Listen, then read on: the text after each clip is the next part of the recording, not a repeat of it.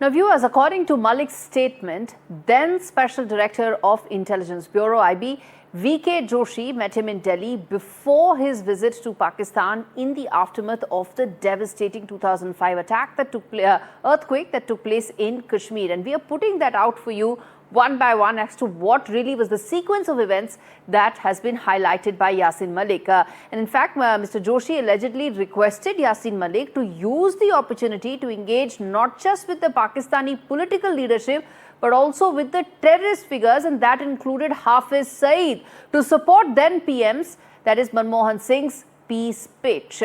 In his affidavit, Yasin Malik described how Hafiz Saeed organized a gathering of jihadist groups where the former delivered a speech urging terrorists to embrace peace. Now, quoting Islamic teachings, he said he pressed for reconciliation over violence, stressing that if somebody offers you peace, purchase peace with him.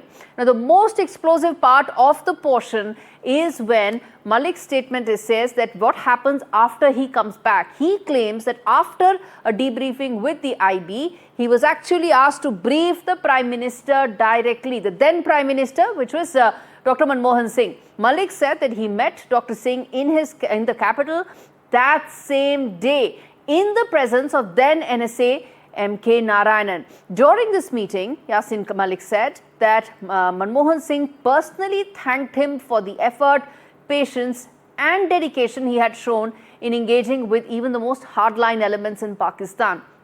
On a photograph of Yasin Malik shaking hands with Manmohan Singh, the jailed terrorist said, "When I met Manmohan Singh as Prime Minister, without any hesitation, he said, I consider you the father of non-violent movement in Kashmir." This is what Yasin Malik has said, and this is what we are putting out. Non-violent movement in Kashmir. Here is a man who is accused of killing 4 Air Force personnel in cold blood, besides waging war on the state of India.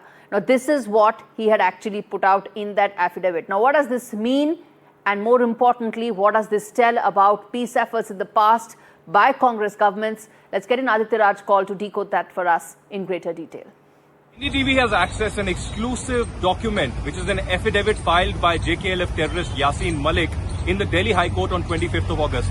In a massive revelation, Yasin Malik of the Jammu and Kashmir Liberation Front has claimed that it was not him independently going to Pakistan in 2006 to meet the Lashkar-e-Toiba terrorist Hafiz Saeed, but it was the intelligence bureau of that time during the Congress government which had asked him to go to Pakistan and meet the Lashkar-e-Toiba terrorist Hafiz Saeed, who later became the main conspirator of the Mumbai 26/11 attacks and several other attacks across Jammu and Kashmir and India against security forces and civilians. Not just this, in a massive big revelation, Yasin Malik also goes on to say that when he returned after meeting Hafiz Saeed, V.K. Joshi, the Special Director of the Intelligence Bureau, took him to meet Prime Minister Manmohan Singh, and Manmohan Singh thanked him for meeting Hafiz Saeed and in fact thanked his dedication to the cause. Well, this revelation can cause a massive storm, a political storm in India at a time when Yasin Malik is considered a terrorist, the face of terrorism in Jammu and Kashmir, and also currently Yasin Malik is serving life imprisonment because of the terror hawala case of the NIA. What will be the political repercussions of this? Only time will tell. But a massive revelation by terrorist Yasin Malik, clearly indicating that it was not him going independently to Pakistan. It was the intelligence bureau of that time hand-holding him, guiding him, and then the political head of the government of India, Manmohan Singh, at that time personally meeting him, shaking his hands and thanking him, and not just that, but also calling him the hero of the non-violent movement in the Kashmir Valley. When exactly will Yasin Malik be sent to the gallows? Will he face justice? Because he is the same Yasin Malik who has killed at least 4 Indian Air Force men in January 1990 in Kashmir, kidnapped the former Home Minister Mufti Mohammad Saeed's daughter Rubia Saeed, and also been a part of several terror crimes across Jammu and Kashmir in the last 3 decades.